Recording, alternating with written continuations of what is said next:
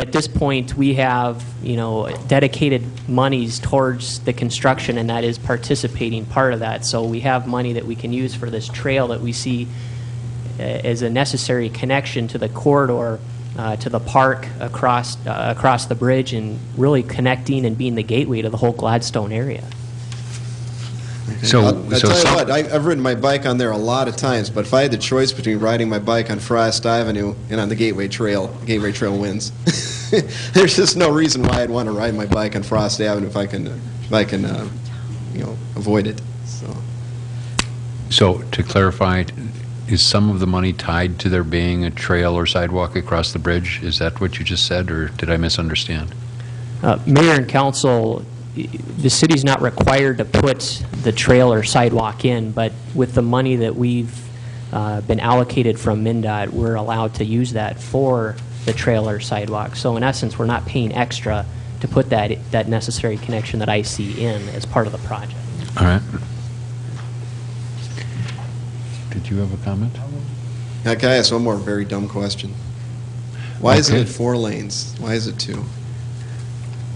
Why? I mean, you got 4 lanes going to 2, going to 4. If you're building a new bridge, why don't you just make it 4? I mean, we were so concerned on aesthetics and what this bridge looks like, I never really stopped to think about looking down from above. Why didn't it go, or the state wouldn't match that kind of funding? Or sounds like Mr. Boulay wants to write a check.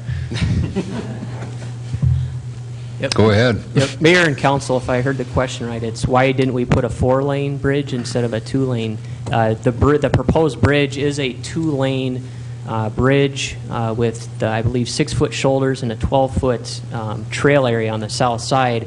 And the reason it's not a 4-lane is because the traffic volumes range in the 7 to 8,000 range, and it doesn't warrant going to 4 lanes. And essentially, the whole Gladstone redevelopment would be 2 lanes when it's rebuilt with a roundabout. So really, the only 4-lane section would be right at Highway 61, and then it will taper down to 2-lane all the way through the rest of the corridor.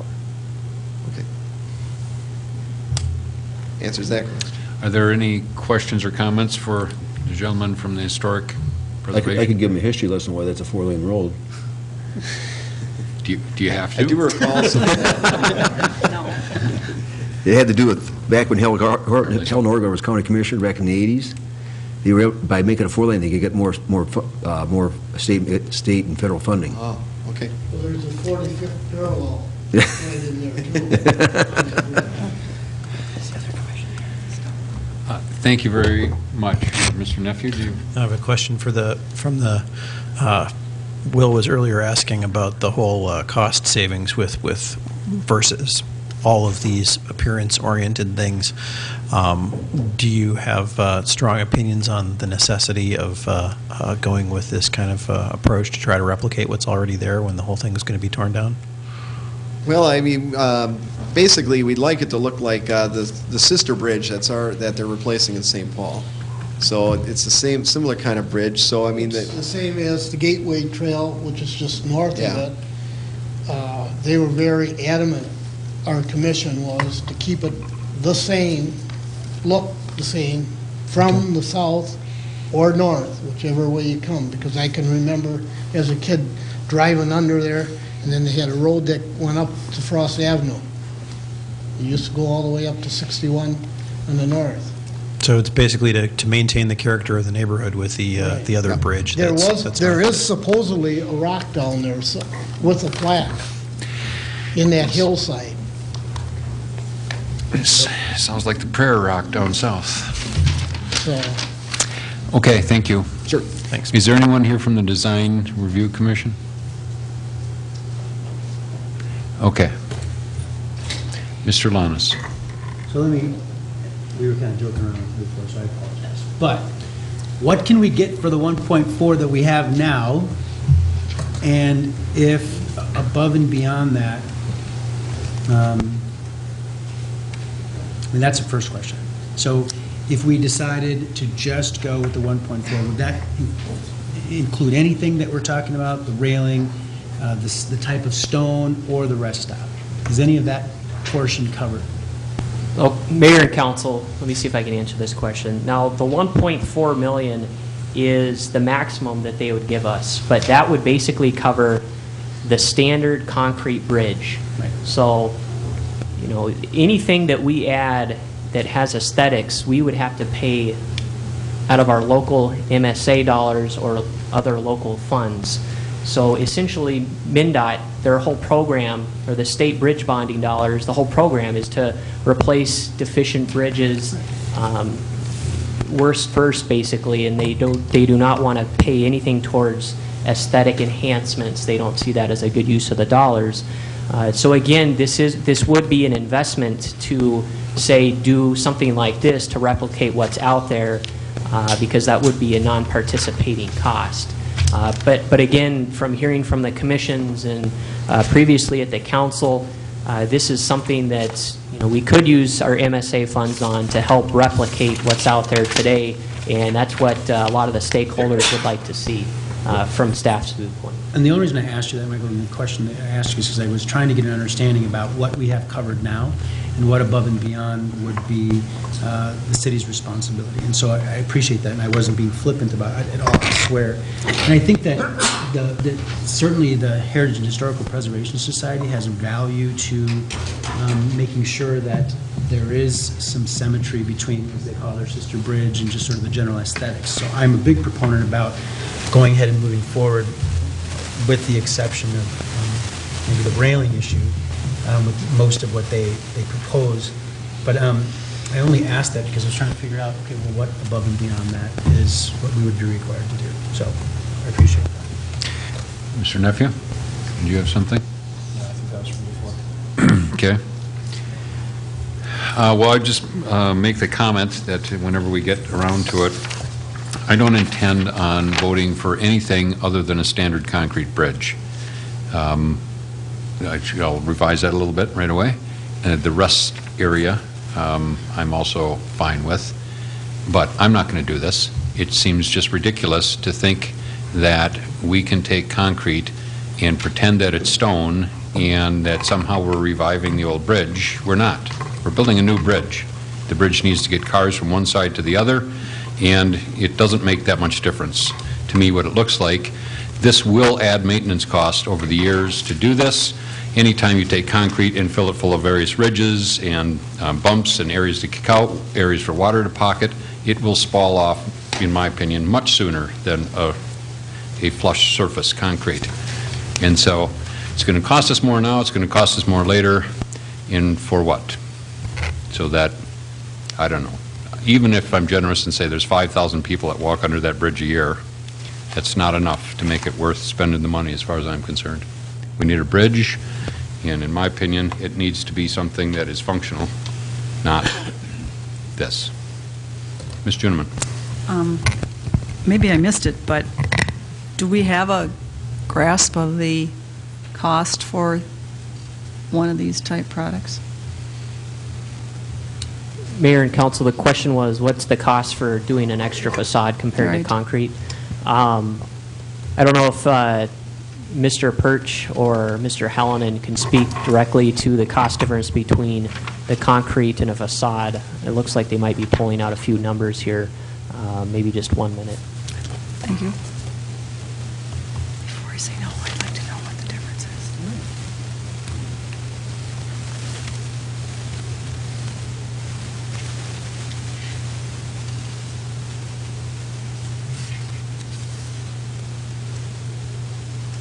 Yes, Mayor and Council.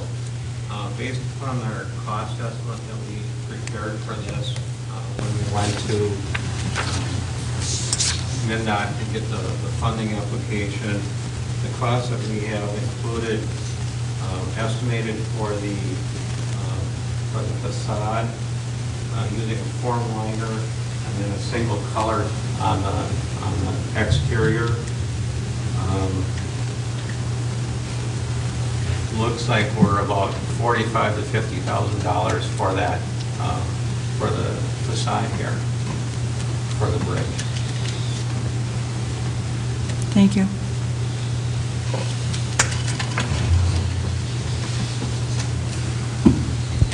Mr. Nephew. I haven't made up my mind about this, but I'm going to take the other side of the issue for the sake of argument. Besides what the HPC talked about in terms of consistency with the other bridge that's going to continue to stand in the area, if we have as a city goal the whole Gladstone redevelopment process, and what we want to be doing is creating a mood or a look as you enter that neighborhood, one of the things to consider is whether we need to do this as part of the streetscape beautification element that we want there as part of kicking off all the redevelopment process that we want to see happening along the Frost Avenue corridor. And so having some sense of a price tag is very helpful, but we should at least consider whether that's something that is worthwhile. As far as the designs, I'm inclined to go with the CDRB recommendation as far as the iron railing, primarily because of the cost and the structural issue. The other, on the other one though, I think it was the HPC recommended Concept A, and I think I like that better than the Roman ruins kind of thing with the arch standing up there. It seems a little bit more functional and likely to remain solid in use. So I'm open to the idea of using the form stuff, but are there any, you brought up some great points, Will, about the issue of weathering. Are there any examples of this kind of form being used in the area for some lengthy duration of time where we know how it holds up under the elements in our climate? Yep, Mayor and Council, most new bridges do have some kind of form liner. Typically, if there's less of a relief, there's less chances of icing or any water getting within the facade. As for lifetime or maintenance, I don't have any specifics tonight, or I can't compare this directly to another bridge and how long it's lasted, but I know these are very durable products. They're concrete. They act very similar to concrete, and I would say they have a very similar life cycle to concrete. As you mentioned, like the depth of the facade, is there any reason to suspect that? I mean, it looks to me like, for instance, option C has shallower relief, even though it was not the one preferred by either of the commissions. Is there some chance that that would be less likely to have chunks splitting off and falling on people 30 years down the line? Yeah.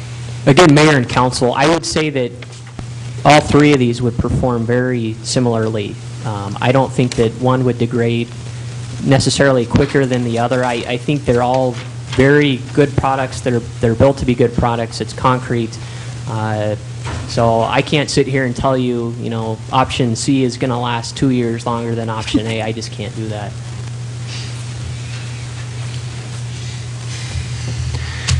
This gentleman. Not being a connoisseur of bridges, is the maintenance issue going to be, as far as keeping the thing safe, whether you're driving over it or standing under it, going to be any different with a plain concrete bridge versus this? Do we know? Mayor and Council, I don't believe there would be a difference. Thank you. Mr. Neff, you had some fine points about the gateway into the area, and, I don't live in that neighborhood. I don't believe I've ever, like was quoted before, I've never been under the bridge. Probably never will be unless I happen to canoe from one lake to the other or something. So what I see is a roadway that you drive across, and the discussion about how high the sides of the bridge are, even at the sides now, which are very low, you can't see anything off the bridge because there's trees growing right up along each side, so it's not like you can see anything anyway. And so, other than the crumbled down stone rails, which you can see from the roadway, to me, that's what people, the vast majority of people entering the Gladstone area are going to see, is the top of the bridge, not whatever's going on underneath. And so we're,